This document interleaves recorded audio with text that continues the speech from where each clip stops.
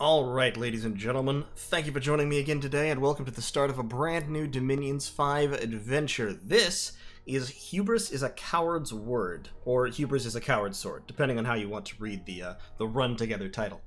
A game of early age Dominions 5, where, as you can see, I am playing Mekone. This game began immediately after the patch that buffed Mekone, which, if you'll recall, Mekone got Recruit Anywhere Archons, they got slightly cheaper mages, Gigantomakia got buffed a little bit. There were a lot of little tweaks that made Mekone more powerful and effective. And since I've always loved Mekone thematically, I immediately said, alright, I gotta play Mekone then. Now, what's interesting about this game is Perun, on his YouTube channel, is also recording this game. He's observing, he's playing Omniscience. We can actually see if we go in here. Yeah, not the thrones. What am I doing? Clicking on the wrong buttons. We can actually see he's playing Huawei 5G network as Omniscience, and so he's observing. He can see everything. He has scouts everywhere, all kinds of stuff. And if you're watching Dominions 5 content on YouTube, you may well have already seen his video. Or his videos, rather. At this point, he has a couple. This is a little bit late on my part. This game has already hit about turn 30, 31, something like that, if I recall correctly. So I'm much later than I usually am. But there's a reason for that. The reason is, I'm changing up the format of what I do a little bit for this game.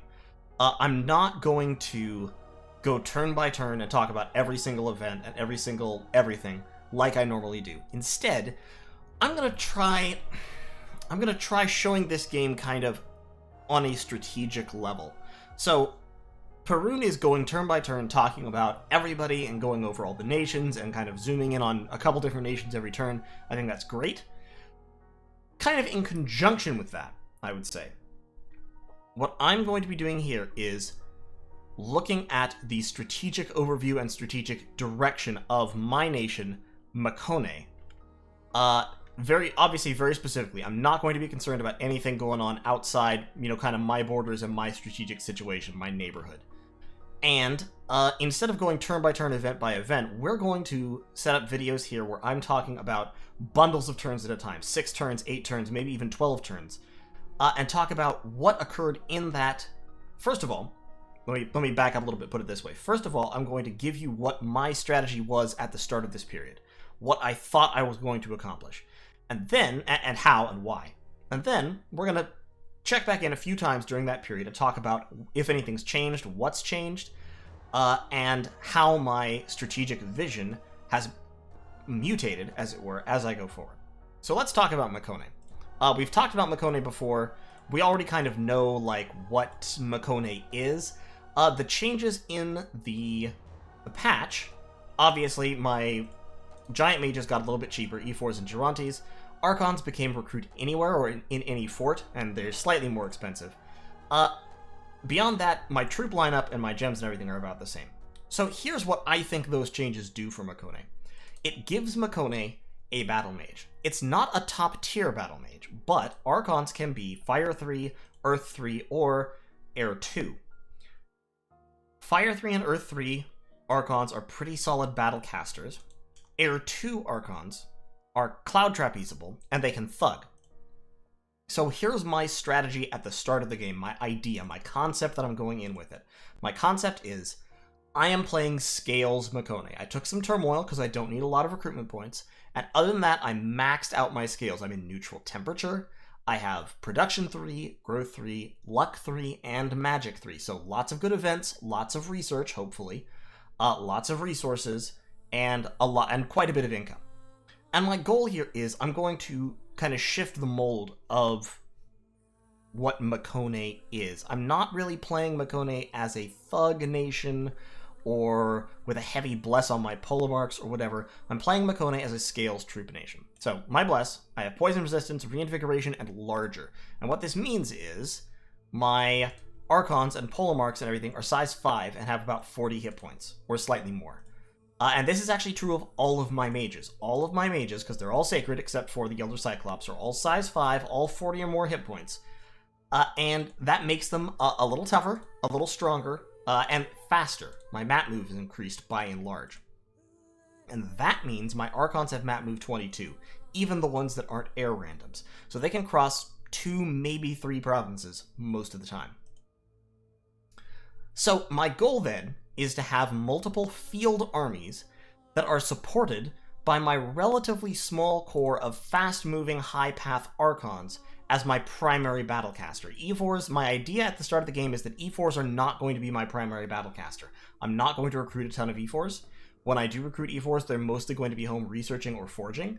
It's going to be Archons that are going to carry the brunt of the combat in terms of majory for me. Kind of to support that, and this is not new by any means, it's not something I came up with, but I'm expanding with Helots. I'm just ignoring Gigantes for the first part of the game.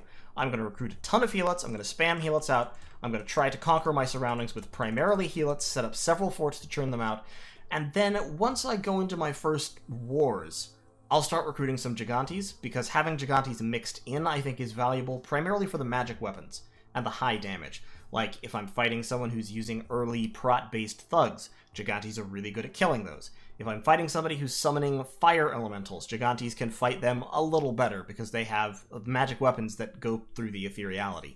Or air elementals. Air elementals will still do a ton of damage to me, but my Gigantes will be able to fight them a little bit more effectively, and my enlarged commanders, if they have to go into a fight, even reducing an air elemental by one size will make them unable to trample my mages, which is a bonus.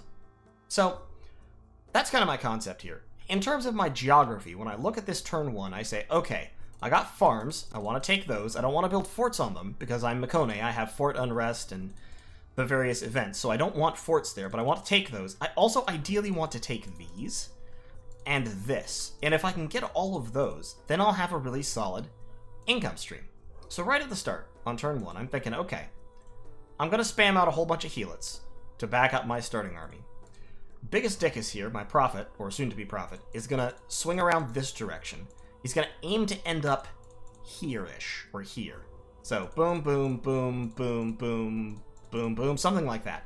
I anticipate there's someone right around here-ish who will stop me from getting both of those, but I hope to get one of them. Meanwhile, since I'm recruiting Helots, I can churn out Helot armies very, very quickly, and I can lead them with E4s, which have 35 leadership and a morale bonus. So I can just recruit mages all the time and send them out to lead my armies, without costing much by way of resources, which is good, because all my resources will be going towards Helot hoplites when I can. I think in this, I mean, I could theoretically have recruited one more Helot hoplite, but I decided here that I wanted the 3 peltasts better, or more. Helot peltasts are actually pretty decent units for the cost. I mean, they're Indie Light Infantry, but they're Indie Light Infantry that cost 8 gold, so not bad. My second army then is probably going to go south. I'm hoping that swamp has lizard shamans, because getting some good indie mages would add some much needed path diversity to Mekone. And then a third army will go either this way to fill in this gap, or maybe out this way. I anticipate being able to churn out a reasonable expansion party every 2 or 3 turns, so hopefully I can maintain a steady, like 1.75, 2 provinces per turn average by turn 12, end up with my 20 provinces or so by turn 12, which is obviously higher than what my share should be on a map like this, and end up in a solid position. So that's my goal. In terms of research, my main plan here is actually enchantment, although it might not look like it. Since I started with Magic 3 with a bunch of base research, and I'm only 50 RP away from Alt 2. Alt 2 gives me Stone Skin, and Quicken Self, and Mirror Image, and Earth Meld. All of these, so a bunch of these are good thug buffs for early on, and then Earth Meld is just a real staple, very, very important Earth Magic combat spell. So I was like, okay, I'm going to grab Alt 2 right off the bat. After that, Enchantment level 3 gives me Strength of Giants, the first of the basic Earth army buffs. Also very useful, since I have a lot of Earth mages. If I want to cast Strength of Giants, I need Conjuration 3 in order to have Summon Earth power. That also gives me lesser elementals.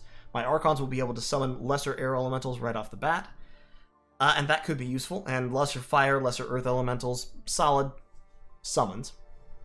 After that, I grab Construction. I'll actually end up going down to Construction 4, because I want Legions of Steel, and then level 4 is only one more step. And of course, I'm Mekone, I can construct pretty well. After that, my plan at the moment is to go back down into Enchantment and go up to level 6. Level 6 Enchantment gets me Sow Dragon Teeth, which is a fantastic combat summon. It also gets me Riches from Beneath and Eternal Pyre. And if I can cast those spells, then I end up in a very good position, because Riches from Beneath will give me a whole bunch more resources and a whole bunch more income, to recruit my expensive units with, and Eternal Pyre will give me a huge fire gem income that I can convert into summons, fire elementals, lightless lanterns, whatever I need fire gems for. I have a lot of fire magic, and I intend to use it. So that's the plan on turn 1. This is just absolutely the start of the game. I don't know who my neighbors are. I don't know what the overall situation is going to end up being.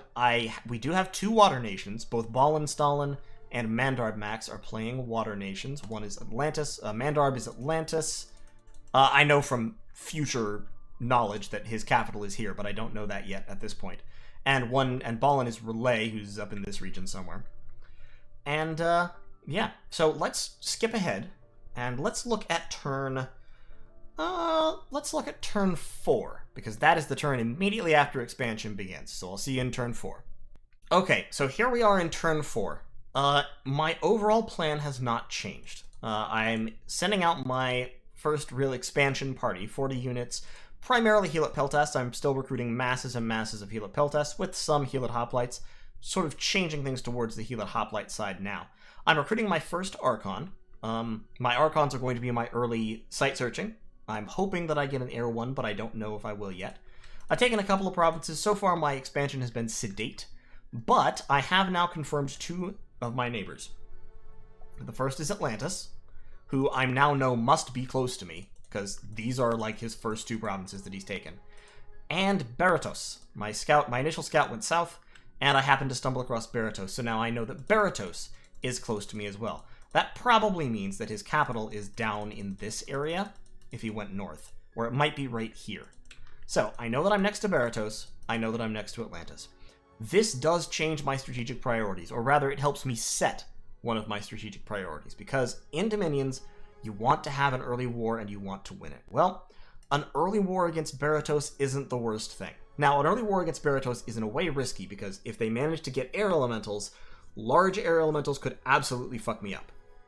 And will. I mean, air elementals are hard to counter, and Mekone has a harder time countering them than many nations in my experience. You do have magic weapons on the Gigantes, but the fact of the matter is, Gigantes are expensive and limited in number. In order to stop air elementals, you need to have like 100 guys who can kill them, and you don't have that with Gigantes. You have like maybe 20. And 6 or 7 or 8 air elementals, which are pretty easy to summon for an air nation, will destroy 20 Gigantes. And in particular, also they will destroy any and all Helix. But if you can hit Berytos before they get a ton of size 6 air elementals, then Gigantes can run over their troops, because their troops are not very impressive. So I'm looking at this and I'm thinking, okay, well maybe I'll go after Berytos. In order to go after Berytos, I would end up strung out along the coast, which means I have to be friendly with Atlantis. I don't have the option of fighting a war with them. So at this point, Mandarb and I are starting to make nice. I think we exchange a couple of messages now, and then in a few turns we start getting more into serious diplomacy. But my objective here definitely is fight Berytos, stay friendly with Atlantis. By this point, I've also started looking at the geography of the thrones. And the thing that you notice, if you're looking at the thrones from the perspective of Mekone, is that you're fucked. Pardon my French. There are no thrones close to me. None whatsoever. There's a throne here in the water that I cannot possibly reach. The next closest throne is this one, and it is 1, 2, 3, 4, 5 provinces away. That guarantees that it is deep in someone else's sphere of influence. And I will not be the first person to get to it. So what that means is, as Mekone, with basically no throne access until the late game, I am going to have to plan to win the late game if I want to win this game. So I now have to plan. I cannot win this game by a rush. I must plan for the long term. I have to set up Mekone to be a powerhouse industrial center, churning out mages and troops, so that I can eventually fight my way across the whole continent. And the direction that I'm going to want to do that overall is probably this. Because that way there's 4 thrones, and I'm just going to have to kill whoever's in this little box. Like this box defined by these 4 thrones here, gonna have to murder him. Now, there is of course the option that I could go this way instead, and try to go for these thrones, but that's really only 3 thrones in the direction instead of 4. And it's a little further out.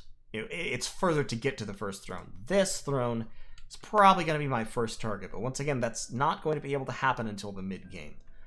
And it will depend, of course, on who is in this region, which at the moment I don't know. Now, this is a scout province. At this point, I haven't realized that. I'll start recruiting scouts there shortly, but I have secured my first 2 objectives, the 2 farms near me, so I'm getting some money from them. And I'm starting to roll out in this direction with Biggest Dickus' army, and Menotheus is moving south. Unfortunately, this isn't lizards, but I'm going to take it anyway, if only so that I have a little bit of a border with Atlantis and Berytos. So let's skip ahead again. Not a whole lot has happened at this point, but let's skip ahead to turn 6 or so. Before we do that, let's actually take a look at the thrones. So we need 8 ascension points. We have 1, 2, 3, 4, 5, 6, 7 total thrones. Not all that many. And one of them is a 3-pointer. But with 8 ascension points, no matter what combination of thrones you have, you must control 4 of them. So we have the Throne of the Pantocrator, which gives me a conflict bonus, or a larger conflict bonus, and spreads a ton of dominion. We've got Fortune, which gives you luck. That doesn't help me, neither do Pearls, really. We've got the Throne of the Moon, which gives you water and an Astral Pearl, and gives you Blessing, Growth, and Precision. It's alright. The Crystal Throne will be very good for me, because that gives me Crystal Mages, which are fantastic, and it gives me Earth and Astral Gems. The Iron Throne, similarly, gives you Adepts of the Iron Order, which are very strong mages, and 100 resources, so this could easily be a production center. The Solar Throne gives you gold and Adepts of the Silver Order, which would be fantastic mages that I would love to have. And the Throne of Knowledge gives you Lore Masters, which aren't very good, in my opinion. And Sages, which are incredible.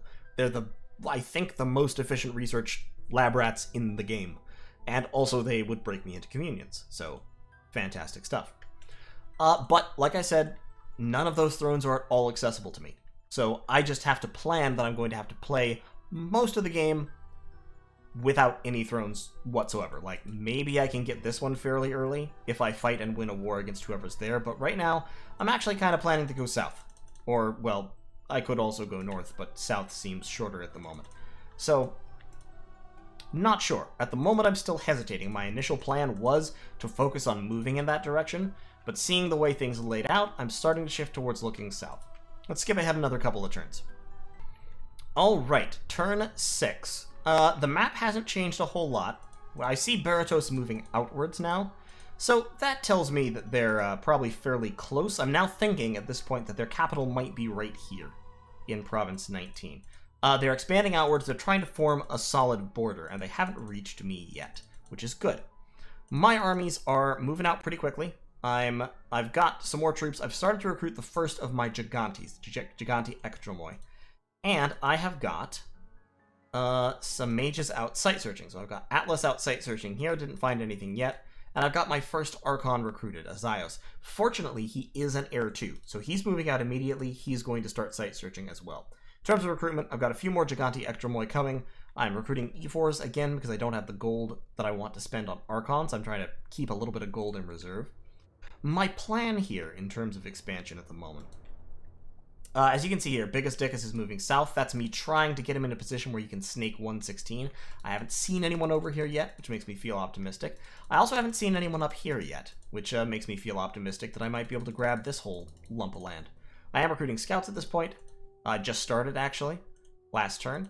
So my scouts are moving out. I'm kind of trying to spread scouts north to see what's what. Research is not going. I have not been doing hardly any research. I hit Alteration 2, and then I started moving all of my mages out into the frontier. But you can kind of see what we're aiming at. We're enclosing a couple of provinces to grab in a few turns. That's what these Gigante Ekstromoi are for, to fight these Horse Tribe. I got some more Horse Tribe down here, but not many. So I'm thinking that my my little band of Helots can probably take them out. This army's been doing very well, taking relatively few casualties. So I'm hoping they can go through the Jaguar tribe and then this monkey province. Monkey troops are very bad, so this army should be able to beat them. And then maybe might be able to get through here, but I don't know. That might be pushing it. However, this province right here, Haelmeyer, This is a lizard province, which has lizard shamans. I took pretty heavy casualties capturing it this turn, but it's absolutely worthwhile because this is one of the fantastic independent mages. So shamans are nature communions, and they're also sacred, which means they have my enlarge bless, which means they have 16 hit points and are size 3, which means I can communion more effectively with them because they won't take as much damage. So by taking this province, I have immediately made myself into an astral nation. To an extent. A limited extent, but still, a real extent. I can use these guys in wars to do things that Mekone normally can't do. It's a fantastic grab, and I have Werakar, who I started construction on last turn when I saw that this was a lizard province. Werakar is going to move up here and begin building a fortress immediately.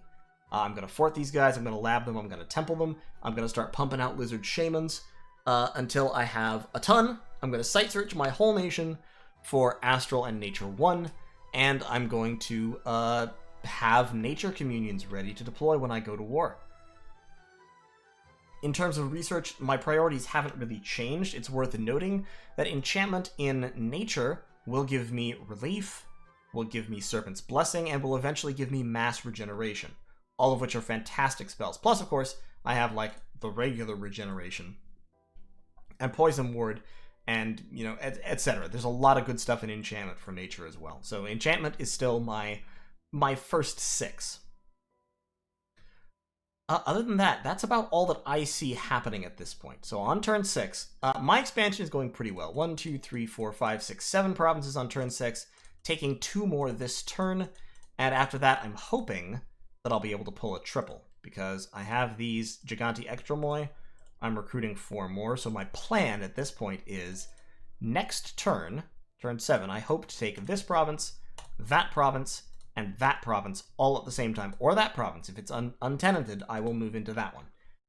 And just make sure that I can get all the ground that I need to get. What I want is to have this as a border with Berytos, and I would like Summer Bay as well. I haven't broached that subject with Atlantis yet. I'm kind of sitting here contemplating, have been contemplating whether I want to go to war with them over it. The answer is no, I don't. Not if I plan to be stretched out along the coast like this. I really, really don't want to go to war with Atlantis. But I'm like, but I want Summer Bay though, so it's kind of a question. In any case, like I said, expansion's going well. Mass Helix as a strategy works great. And we're got our first site searching going out, and we're kind of coming up on the first politics are going to start happening in about 3 or 4 turns, I believe. So let's jump ahead to turn 9. Okay, I actually decided to jump ahead to turn 10, because turn 10 is where the first major political decision of the game happens. So first off, you can see I now see quite a bit more of the map, and I see several other things that are happening now. So first of all, I've got Ulm. Ulm is actually kind of stretched out, but he's taken both of these provinces, which is unfortunate. He's got provinces over there, he's got his big pig down here. At the moment, I'm assuming that Ulm's capital is kind of in this region, is pretty close up here. It will transpire that actually Ulm's capital is slightly further south, like is down here, but I don't know that yet. All I see is that Ulm's got a fort on the border, and he's taken both of these, and he's got the throne is deep in his territory. And as Mekone, I don't really want to fight a war with Ulm. Like, my first war should not be against Ulm, because Ulmish troops are really, really, really good at killing my troops. Now, Hoplites can't fight Ulmish troops because they're prot reliant and have low defense skill, and Ulmish troops are really good at punching through high prot. Gigantes definitely can't fight Ulmish troops, at least not efficiently. They can, but not without having some kind of numbers. Like, they can't fight Ulmish troops 4-1, and that's what they would need for gold parity. Because, once again, Ulmish troops are really good at punching through high prot, and high prot is a big part of what Gigantes have going for them. Ulm is a really bad matchup for Mekone troop-wise. Until I get strong magic on my side, I don't really want to fight them necessarily. Now, I've got my city palisade going in Hailmire. I've conquered Ogden Mercs with some mercenaries. I've actually had very good luck. I mean, I took luck 3 and magic 3. So in terms of events, for example, this is just a random example of a turn. I got 145 gold there. I got some misfortune in Infinities, but I don't care about that. But I consistently, every couple of turns at least, I'm getting gold or gems, which is part of why my gem stockpile is so healthy. The other part is I've been site searching very aggressively. I found 2 magic sites in Benofei. I picked up a merman village in Coatl Swamp, which I don't care much about, but I also picked up a cracked tower in Griffin Rock. So my gem incomes are actually pretty good. I'm up to 4 in all 3 of my main gem types. And I have 1 water gem as well, which I think comes from the... Yeah, it comes from the... I don't know what that comes from. What is that coming from? Where's that water gem coming from? I got a mist-covered highlands up here in Iderol. That's actually... Like, I'm confused now. Oh, the Lake of Mists. That's right. This is just a... I didn't even have to search for that one. But yeah, so I've got decent gem income. I've also got decent province count. It's turn 10. I got 1, 2, 3, 4, 5, 6, 7, 8, 9, 10, 11, 12, 13, 14, 15, 16 provinces. On turn 10, 16 provinces is pretty damn good. I did manage to pull off the triple expand on turn 7. I took Benofei, I took this province down here, and I took that province, or that province. I took one of these up here at the same time. Haven't taken Umador yet because it has war elephants. I'm kind of biding my time a little bit before I go into that. I think I attack it next turn. But politically speaking, we've got a fort by Berytos, which is fine. We've got Atlantis, and we've got Xibalba. And this was the first big alteration to my plans of the game. So I had been thinking, originally I had been planning I was going to go out this way. Then I thought, okay, that's too far. I found Berytos, was like, okay, I'm going to have an early war with Berytos. It's turn 10, this is almost the time when that early war would start. However, I'm looking up here and I'm like, oh, here's Xibalba. And Xibalba's in a terrible place. This is one of the worst positions I think I've ever seen. Sandwiched between 2 underwater nations on a little peninsula sticking out into the middle of godforsaken nowhere. Xibalba is doomed. So I'm looking at this and I go, okay, Atlantis, Mandarb, is already going in, like, pretty hard. I certainly can't save Xibalba, even if I wanted to, and trying to do so would require being in a war with Atlantis, and that's a bad idea, because he would just raid my shores for the rest of forever. I probably can't take Xibalba, and if I could, I couldn't hold it, or at least holding it would put me in exactly that same position of being raided to hell, except it would be happening from 2 sides, and very likely, one of them would end up taking the capital away from me in any case. So, like, going past this line is pointless for me. Like, this just belongs to the water nations. These 4 provinces, plus that one, these belong to the water nations. There is nothing that can be done about that. These provinces, however, don't necessarily belong to the water nations. And so, I divert my army slightly. It's only a slight diversion because, like, biggest dick has to go over this way in order to go north anyway. But I divert my army slightly so that I can vulture away a couple of Xibalban provinces. Now, like I said, I'm trying to remain friendly with Atlantis, however, I really do want Summer Bay. So at this point, I open negotiations with Mandarb, and I say, hey, you're attacking Xibalba. That's cool. I would like your province down here. And I said a couple of things. One of the things that I told him was that I wasn't happy with him being on both sides of my capital this close, which is true. Albeit not super relevant, just considering that his capital is right here. I can see the name. But I don't like being surrounded like that. That may just be a personal thing. It's not super relevant strategically, but it's how I felt. And I wanted that province because it was between me and Berytos, and I wanted to go to war with Berytos. At this point, I had also contacted Ulm and got them to join in with me on the idea of a war against Berytos.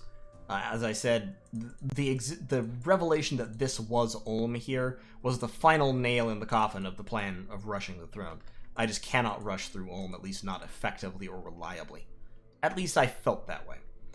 I've also found 1 Helheim province and 1 Hinnom province, which paradoxically kind of comforts me, the fact that these guys are both right here, like next to each other, because what it means is neither of them is in a position to just straight up ram into me.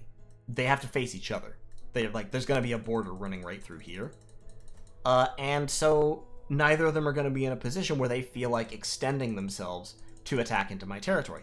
So it should be fairly easy to be peaceful with both, especially considering that I have at this point gotten a non-aggression pact with Ulm, and I have a non-aggression pact with Atlantis. So I've agreed with Atlantis, either this turn or next turn, that I'm going to take Summer Bay, and in exchange, I'm going to capture Mysia, 148, and let him have that province. That's fine with me because that kind of contains him, if you see what I mean. It means that all his land territory is going to be inside my little empire. And it's going to be, you know, all in one place. He's not breaking out all over the place. It will give me better access to Berytos to attack. It will give me a better province, probably, because this is a big farm province and this is not. And it will focus his attention more towards Xibalba. At this point, I'm also in contact with Xibalba. I haven't said much to him yet. But it's FoxyDean is playing Xibalba, and we're, you know, he's a cool guy. I honestly, the first message I sent to him was apologizing. Like, okay, so, I'm sorry that you ended up there. Rip. I'll send flowers to your bat funeral. I mean, there's nothing else to say. Like, he's dead. He's a dead man flying, a dead bat flapping, rather. And, it's just a question of how long it will take to kill him. Really. We did bump here. His army ran into my mercenaries, but the mercenaries were about to be gone anyway. I am hiring mercenaries quite heavily, because I actually have the money due to my random events. So I've got Dante's Stingers over here. I've got Biggest Dickus's army moving in over that way into Plane of Memories. They're scripted to try to avoid the bat rear attack. And, yeah, so I'm vulturing off these provinces. I've promised that one to Mandarb, and then my plan is to push north. And I'm contacting other people in an effort to make the war against Berytos as quick and painless as possible. So that's turn 10.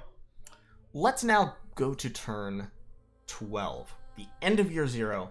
That will be the end of our kind of overview of the expansion phase. We'll stop, we'll take a strategic look, we'll see how well I did, or how congruent what I thought I was going to do was with my initial strategic goals, and we'll talk about what the next steps are. Okay, so turn 12. You can see that things have changed a little bit. For one thing, I'm now solidified. I've got solid borders. I've taken Mysia, which I'm actually going to be moving out of soon.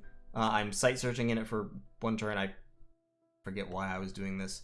I guess actually this was the province that I promised this swap. No, it has to have been last province. I don't know why I was site searching. That was a misclick, probably. I should have just moved out immediately. Oh, yes, I do remember this. I remember this. This was embarrassing. In any case, I've taken Summer Bay with just a little crappy Healit group. Uzid Yazran has a fort. Ulm, who is on my side, has bought into the war against Berytos, is over here. I'm moving troops in to attack Umador. This attack will end up failing. The war elephants will trample my guys to death. But you know what? They kill all the war elephants in the process, so it's still worthwhile. And up here, we've got troops moving north. I'm pretty sure I remembered to go back and move this guy, but I don't remember right at the moment. I had abandoned Plane of Memories because at this point I was in contact with FoxyDean, and the reason I was in contact with FoxyDean was shit like this. Mandarb has been attacking, to explain. Mandarb has been expanding and fighting with mildly thugged out Basalt Kings. So he's got Basalt Kings, which are, for those who don't know, I keep pressing the wrong button because I'm dumb. After years of playing this game, I should know what the buttons do. Basalt Kings are a cap-only, slow-to-recruit super combatant chassis. They have a ton of natural protection, they have excellent, strong paths, they are sacred, they cause fear, they have a bunch, and they're natively resistant to a couple of elements, and they're amphibious. So what you do with Basalt Kings is you give them some armor, you have them cast a whole bunch of self-buffs, and they can go in and just trash people. Or, alternatively, they can walk up onto land wearing a couple of boosters and cast, like, Acid Storm, and take a nap, while they have like 30 prot or 35 prot from stacked buffs, and they can just take a nap while everyone slowly melts of acid, and it doesn't hurt them because they're not actually wearing armor. So Mandarb has been using these guys wearing black steel plate to expand with, and he used them to attack Xibalba. With black steel plate and like a casting of iron skin or stone skin or something, they are over prot 30 or higher. And so they're theoretically very tough and hard to kill. However, Xibalba can manage it. So over here we have this army has moved onto Xibalba's capital, was besieging them. He's got a bunch of Warriors of the Deep, which are very solid troops. They have basically the same quality that Gigantes have. They have a decent attack, high damage, magic piercing weapon. And then they also have a bite. And also they cost a lot less than Gigantes. So overall, they're a superior unit, despite the lower prot. And he has one Basalt King. So prot 27 before casting anything with the Black Steel full plate. On the other side, we've got a whole bunch of bats, a whole bunch of scorpions. The bats include a whole bunch of Xibalban Guard, which are pretty decent, and some Sun Guide, which have the Obsidian Shard Blades, so they do quite a bit of damage. So what happens here is, basically, we get the Bless. We can see Xibalba's Bless is a huge stat Bless. This is probably an Imprisoned God. And it gives them more attack skill, more strength, so they're actually hitting hard enough to carve through that armor occasionally. Defense skill, reinvigoration, undying, HP, mountain survival. I don't know why they have mountain survival or unaging. Those two are basically irrelevant, but all the rest are really good. And they make Sun Guides, like, tough to deal with, because they'll hit a lot, and they hit hard, and they won't die when they're killed, unless they're overkilled by at least 7 hit points. And then he has a bunch of Scorpions, which have the Scorpion Tail piercing attack with Death Poison. And basically, the Atlantean army just isn't big enough. Mandarb hasn't committed enough to this attack, so the Scorpions munch their way through the Warriors of the Deep. Zagmu, the Basalt King, routs from HP losses, and then he gets completely surrounded. And even though he only takes damage now and then, taking damage now and then is enough when you don't have any regeneration. So the bats all run away, but he's being pursued by skeletons. And I forget if they actually kill him. I don't think they do. I think he gets away. Yeah, so Zagmu gets away, but the siege of Xibalba is broken. And to be honest, like, this was a good trade, because Warriors of the Deep are 25 gold, and Xibalban Scorpions are 15, Xibalban Guards are 10, Sun Guides are 18 even, so literally everything here is less expensive than a Warrior of the Deep. And also, a Basalt King had to run away. I don't know if that Basalt King died, but he may well have, because he only has one safe retreat province. Everything else is owned by somebody else. So that may have been a dead Basalt King. There was also, if I recall correctly, a dead Basalt King earlier. Down here, there was a bump, I think, and Xibalba killed a Basalt King in that bump because it was alone. So at this point, Xibalba is standing and is killing cap-only, slow-to-recruit mages, which is fine by me, because I may be a quote-unquote friend or ally of Mandarb, but that doesn't necessarily mean that I want Atlantis to be super powerful and easily take over a land fortress like this. Like, I would much prefer that this war go on forever, so fine by me. To wit, I have agreed with Xibalba that I will let his army march through my territory to go back home and help defend Xibalba. Which, you know, might not be the friendliest thing to do in regards to my good friend and ally Atlantis, but frankly, I want this army out of the way and I don't want to kill it. If I tried to kill that army with Biggest Dickus' little army, I could probably win, but I would take a whole bunch of casualties in the process, and I might lose Biggest Dickus, and I don't want it. I just don't want it. So I was just like, hey, I'll move away, you come down through here, go home, everyone will be happy, it'll be fun, the kids will love it. Now, in terms of relationship to what I thought I was doing when I started, this is pretty close. It's not exact. I did not go for that throne. I made peace with this nation when I thought they would be the first nation that I attacked. But when I thought that, I didn't know they were Ulm, and the fact that they were Ulm changed things. I also didn't know that my southern neighbor would be Berytos. Berytos being a tempting early game target also changed things. So now, as I said before, in turn 6 to 9, now I want to now I want to say English words. Now I want to stretch myself out along the coast, which also means, of course, that I have to be friendly to the water. That does mean that I'm shifting kind of throne priorities, because if I'm going out along the coast, then this throne all of a sudden seems like kind of the early target. The downside to that is, the problem with that is, there's elves in the way. And elves are another nation that Mekone kind of struggles to fight. Hellherdings are very hard for me to deal with. Gigantes will deal with them a little better than most troops, but once again, the problem isn't that Gigante hoplites are bad, or Gigante extramoi are bad. They're not. They're just 4 times the cost of a normal infantry unit, and they're not 4 times as good, generally speaking.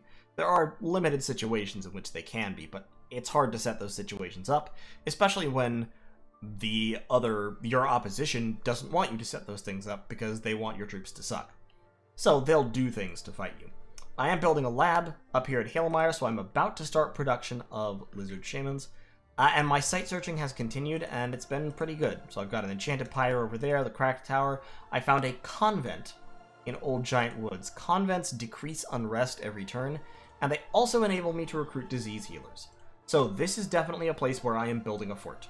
Azaios, once again, I'm pretty sure I gave Azaios another order, because right now he's just standing there defending, which is bad. He should be building something. But we're building a fort here. That's going to be our second. And we're going to recruit a couple of sisters, and then we're going to be recruiting mages out of here. My mages are sometimes old. For example, Doriclos here has already gotten a disease from being old. So my mages are actually mostly old. So having sisters available will let me roam them around to cure diseases, keep my old man mages going, and it will also help me not lose as much income in Old Giant Woods from the Mekone passive fort unrest and the unrest generating events. For example, you can see right here, Mekone itself is unrest 57 at the moment because I have not been patrolling in it. I missed, by the way, I actually missed the Crypteon event that fires in fall because since I had recruited a couple of Archons, I think I have a second Archon at this point. I'm pretty sure I have a second Archon at this point somewhere. Maybe it was just the one. In any case, my timing was bad, and I didn't have an E4 in the town, in the province, during fall. So I missed the Crypteon event, and my unrest spiked. And I didn't get any... I'm not going to get the National Assassin or anything this year. But that's okay, because they're not great. So, my new strategic imperatives. Fight a war against Berytos and hopefully win it and take them out of the game. If not take them out of the game completely, at least take a bunch of their territory. Secondly, small-scale support for Xibalba to keep them in the game might be worthwhile. Haven't made a big decision on that yet, but ideally I would like Atlantis to be busy dealing with Xibalba and not busy, say, attacking me or expanding onto land and grabbing stuff that I want to take, or what have you. I would much rather have them either fighting Xibalba or fighting Relay or both. In the ideal situation, both. Haven't contacted Relay yet. BallinStallin and I have not talked in this game at the moment. And beyond that, that's pretty much my understanding of geopolitics. I've got Ulm to agree with me in attacking Berytos. At this point, I'm also contacting Helheim, and Helheim is going to help me attack Berytos. So between the three of us, I anticipate being able to collapse Berytos very quickly. And that's nearly true. Not quite, but nearly. In terms of research, I am now finally doing some. Up until now, I was not doing basically any research. However, now that I've got 2 forts with a third coming, I'm starting to recruit research mages. So I'm recruiting a Gigante down here to save gold. Up here, I'm recruiting nothing just yet because I don't have my lab up, but next turn I will begin to recruit lizard shamans, and then in 3 turns, I will begin to recruit mages from Old Giant Woods as well. I have not forgotten at this point that my goal is to use primarily Archons as my combat mages. However, I don't have enough Archons just yet to do that. This Archon has been spending all his time site searching. I guess I don't have my second Archon yet. I thought I did. Nope, I guess not. But site searching is a big deal for me in this game, and it's really working out. You can see here my gem income is actually quite healthy. 15 gems per turn. On turn 12 is nothing to sneeze at. And as long as I keep steadily site searching, my gem income will continue to increase. In terms of provinces, I have 1, 2, 3, 4, 5, 6, 7, 8, 9, 10, 11, 12, 13, 14, 15, 16, 17, 18, 19. Not quite the 20 I was looking for, but close. Note, I will have to give up this province because I've taken Summer Bay, which is definitely worth it.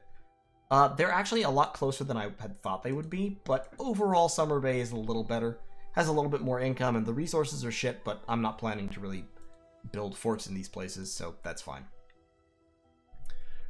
But I will have to give up this. It does have an Astral Pearl, which is a shame. It also has a Shambler Reef, which doesn't matter. But giving up the Pearl is a little annoying. That said, I'm sure I'll find some elsewhere. And for Summer Bay, it's a worthwhile trade.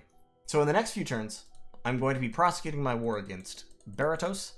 I'm going to be delving deeper into research and magic. My research speed is about to kick into high gear once I start mass-producing mages out of my multiple forts.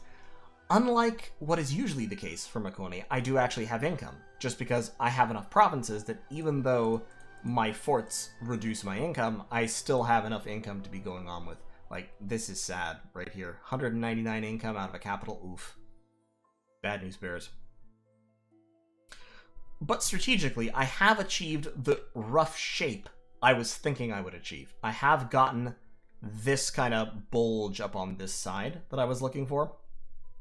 I didn't manage to extend it quite as far in this direction as I wanted to, but considering the relative placement of provinces, that's okay. I can live with that, especially because Ulm is friendly. Firekron, the player who's playing Ulm, has been nothing but friendly to me. We've had some useful chats, and he's helping me out or going to be helping me out in my war against Berytos, so that's all great. And yeah, overall, this was a very, very good year 0. 19 provinces on turn 12, solid armies, solid income, multiple forts either built or in production. This is kind of where I wanted to be. Slightly different in some respects, but overall, a good jumping off point. So I think that's where I'm going to end this first one. I know we didn't see any battles or anything in here, but frankly, there's not a lot of battles that were super, super interesting here. I did give this province back to Ulm, because at this point I had learned that their capital is here. And so Firekron contacted me and was like, hey, I don't want you that close to my capital. And I said, well, okay, fair enough. In the spirit of friendship, and because I don't want to fight a war with Ulm right now, go ahead, take it back. I have plenty of provinces. I could afford to give a province away in exchange for goodwill. And so that's what I did. I just didn't want to make a big deal about it.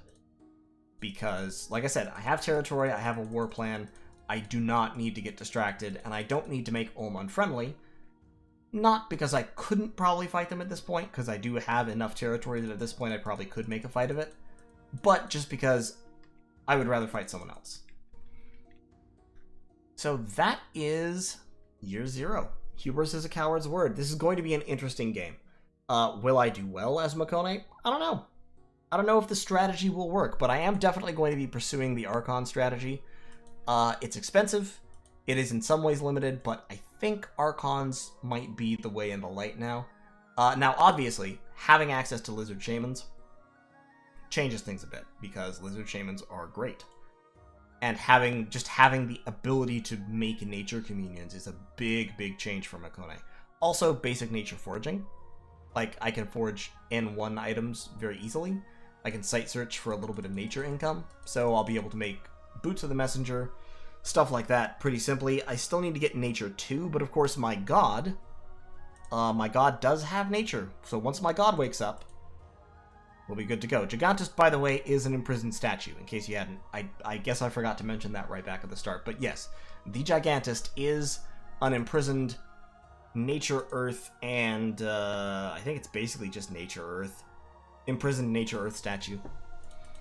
With tons of scales. And that's what she lives for, to make Mekone a happy and productive place. Except for the slaves, but they don't matter, right? So, thanks for watching. Hopefully this kind of context, this format is interesting.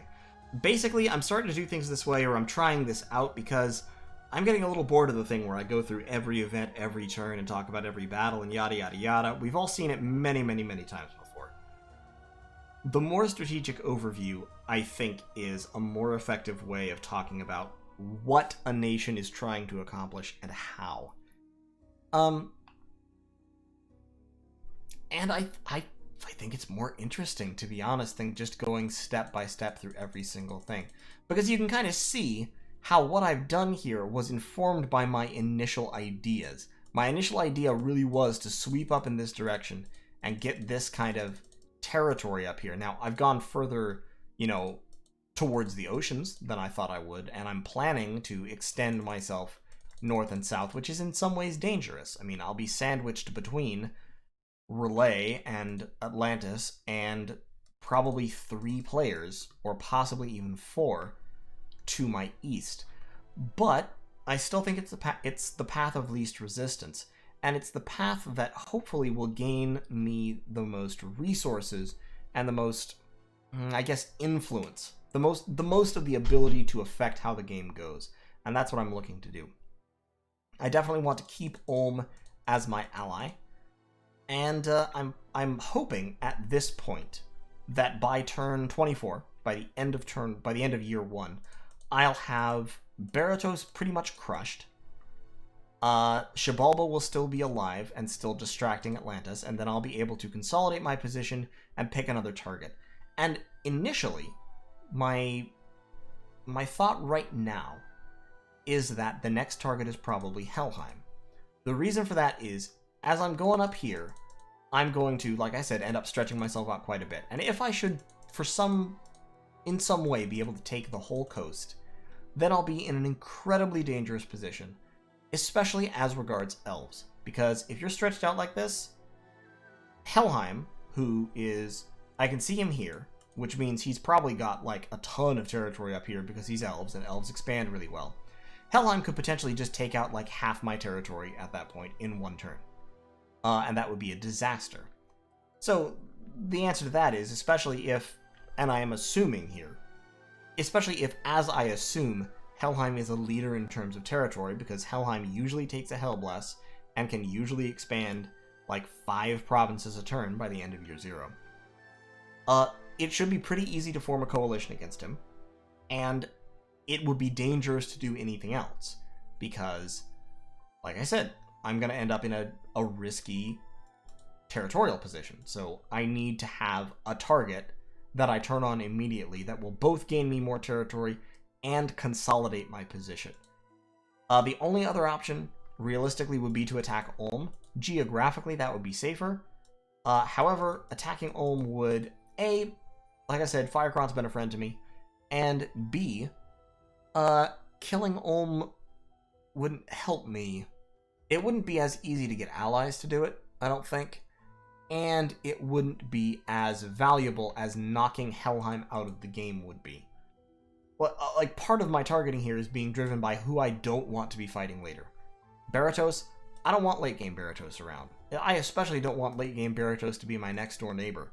I triple especially do not want late game Berytos's Seir summoning Waste Central to be right next door to me in the late game, where they're summoning like 50 Seir per turn out of this province right here, or this province right here, or more likely both. I don't want that, so I want to knock Berytos out early. Similarly, I don't want to be dealing with geared up, thugged out elvish commanders summoning air elementals, spamming skeletons, summoning liches. Helheim is a terrible nation to deal with in the late game. I mean, they're terrible early game as well, kind of like Vonheim, not quite as oppressive as Vonheim, but kind of in the same vicinity. But unlike Vonheim, they get a ton stronger over time. Vonheim pretty much plateaus in terms of, like, menace once they hit Conjuration level 5. Helheim? Helheim keeps getting more dangerous, because Hangadrotnir are horrifying.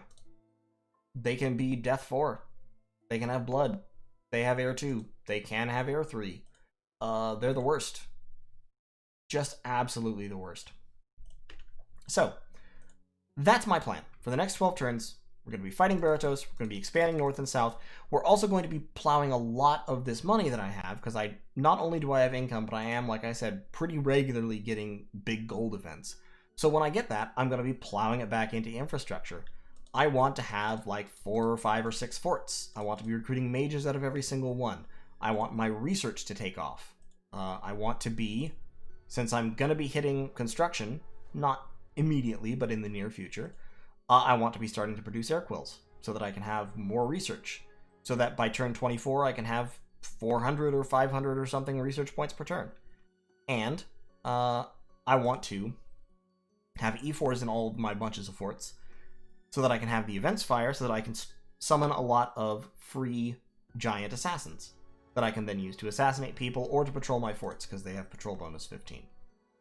So that's the plan, and we'll see in the next video how the next year goes. Let me know if you like this format, if there's anything you'd like to change, or, I mean, obviously I'm not going to change what I'm doing immediately, but give me your feedback. We'll see how it goes. Watch Perun's videos. Perun does a really good job of kind of giving you the general overview and focusing in on a few key things per turn. I watched his first video. It was great. Perun's a great dude, and he's also very, very good at this game, so he may give you some insights that I don't necessarily have. But in any case, thanks for watching, and I'll see you in the next one.